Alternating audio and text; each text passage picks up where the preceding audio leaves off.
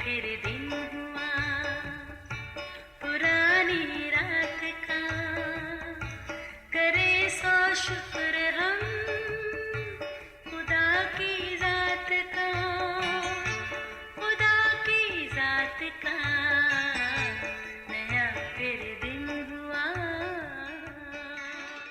आज की आयत, फरेब ना खाओ, बुरी सोहबतें अच्छी आदतों को बिगाड़ देती हैं।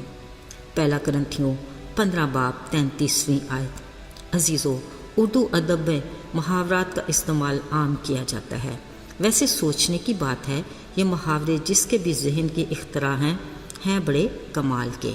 मसलन नेकी कर दरिया में डाल, आँख ओझल पहाड़ ओझल, खरबूजे को देखकर खरबूजा रंग पकड़ता है, और बुरी सोबत अच्छी आदतों को बिगाड़ देती हैं वगैरह। हर मुहावरा अपनी जगह बामानी और अपने में वज़न रखता है।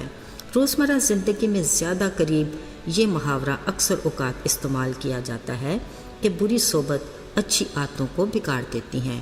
इसमें शक नहीं कि सोबत का असर ज़रूर होता है, जिसमें मनफी असरात मुस्बत से ज़्यादा ताकतवर रहे हैं, जिनके नताइज जल्द ही मंजरे आम पर आ जाते और परेशानी का बायस बनते हैं।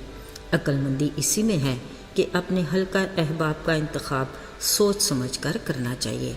इस मामले में वालिदैन अपने बच्चों के बारे में इंतहाई हसास और मोहतात होते हैं, और होना भी चाहिए, क्योंकि ये भी उनके फ़राइज़ में शामिल है। याद रहे, मुस्बत सोच सेहतमंद दिमाग की अकास है, और अच्छी आदतें खूबसूरत शख्सियत की तामीर में हिस्सा लेती हैं। अजीज़ों, कलाम मुक़द्दस भी इस मुहावरे यानी बुरी सोबत अच्छी आदतों को बिगाड़ देती है की तायद करता है।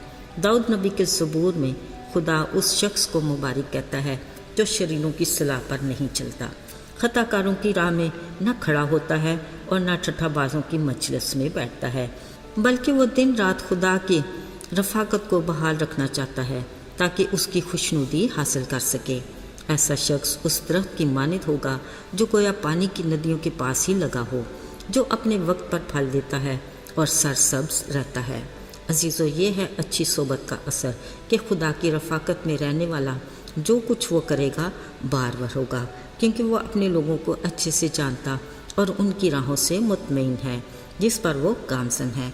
मगर इसके बरक्स बुरी सोबत में उठने बैठने वाले शरीर भूसे की मानद हवा से कभी इधर और कभी उधर उड़ते रहते हैं, क्योंकि उनकी शख्सियत में इस्तेकाम नहीं, और यूं ही वो अपने ही रास्तों में भटकते नाबूद हो जाते हैं। अजीज़ों, यशवा की किताब की मरकज़ी आयत में भी खुदा की सोबत में रहने की बरकत का जिक्र है। लिखा है, शरीयत की ये किताब तेरे मुँह से ना हटे, बल्कि तुझे दिन रात इसी का ध्यान हो, ताकि जो कुछ इसमें लिखा है तू उन सब पर एहतियात करके अमल करे, क्योंकि तभी तुझे इकबालमंदी की राह नसीब होगी और तू खूब कामयाब होगा। अज़ीज़ों, यकीनन हर शख्स अपने लिए और हर वालिदैन अपने बच्चों के लिए ऐसी ही ज़िंदगी की ख्वाहिश करते हैं, तो फिर हमें हर सूरत ऐसी सोबत और रफ़ाकत का पाबंद होने की ज़रूरत है जिसका ज़िक्र कलाम मुक़द्दस में किया गया है। हमें सरसब्ज़ और फलदार दरख्त की मानद बनना है, इसलिए हमें अपनी जड़ों को ज़िंदगी के पानी की तरफ फैलाकर ख़ुद को मजबूत करना है। अजीज़ों, जिस तरह हर बागबान अपने लगाए दरख्त से फल की आरज़ू करता है, उसी तरह हमारा बागबान खुदा भी हम में फल देखना चाहता है, उस रूल क़ुद्स का फल जो उसने हमारे बदन में बसा रखा है, यानी मोहब्बत, मेहरबानी, खुशी, तहम्मुल, हिल्म, नेकी, इत्मीनान, ईमानदारी और परहेज़गारी।